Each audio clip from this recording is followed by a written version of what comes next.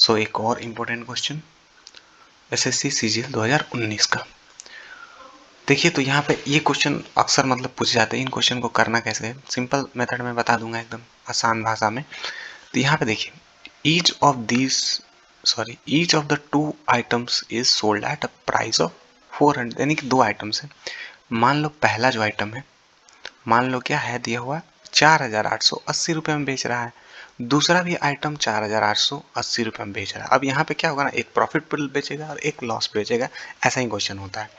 अब यहाँ पे बोल रहा है देखो, on one of them the seller has a profit 22% and एक पे लॉस 22%। ठीक है, बस। अब बोल रहा है कितना कमाया कितना। अब देखो, आपने दो सामानों को बेचा, एक प्रॉफिट पे बेचा एक लॉस पे, लेकिन जब आप बेच रहे हो ना, जो सेलिंग प्राइस है वो आपका सेम हो रहा है यहाँ पे। तो यानी जब बेच रहे हो तो आप कितना बेच, टोटल आपके पास कितना पैसा आ रहा है, दोनों को ऐड कर देंगे, 0, 6, 7 एंड 8, 16, 8, 1, 9, इतना आपके पास पैसा आ गया, पॉकेट में आपका इतना पैसा आ गया। अब प्रॉफिट एंड लॉस कब पता चलेगा, जब आप कितना लगाए हो वो करोगे, लेकिन कैसे लगाए हो वो कैसे निकलेगा। कि देखो मैंने अभी बताया था, आपके दिमाग में क्या मानना है, आपको सीपी को 100 मान लेना है। आपने सीपी को 100 मान लिया।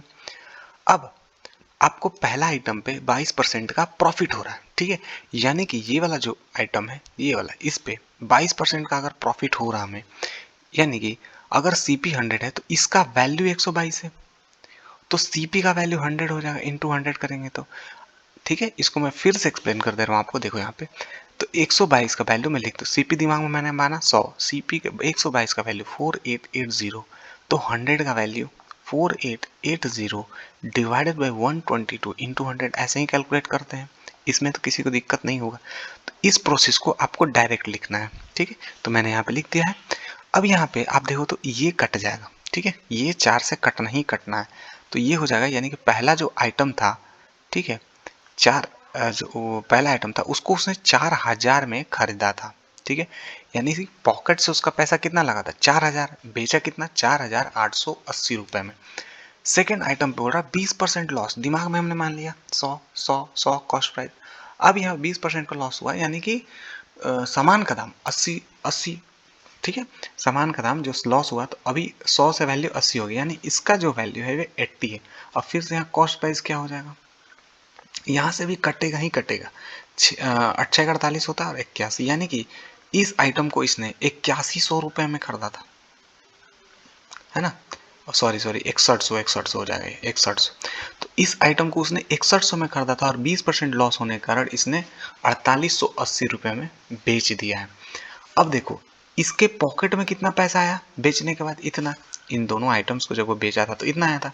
खरीदा इसने कितना में था, इस आइटम को 4000 में और इस आइटम को 6100 में, यानी कि 10,100 में खरीदा था। ठीक है, और बेचा कितना, इतना। यहाँ पे 40 जोड़ दोगे तो ये 800 बन जाएगा, और 200 जोड़ दोगे तो 10,000, 100 जोड़ दोगे तो इतना, यानी कि 300। देखो इस पे 340 रुपया इसको क्या हो रहा है, यहाँ पे लॉस हो रहा है। तो इतना तो कंफर्म हो गया कि लॉस हो रहा है। इसका पैसा इसके पास जो आया था वो इतना था, इसने लगाया अपने पॉकेट से इतना था, तो प्रॉफिट वाले ऑप्शन तो गए।